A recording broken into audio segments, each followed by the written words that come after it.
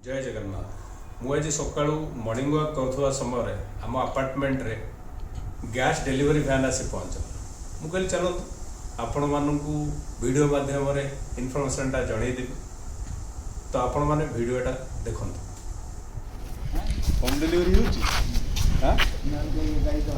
कहते गैस मिलूनी लोक लंबा लाइन लगे आम होम डिलीवरी हो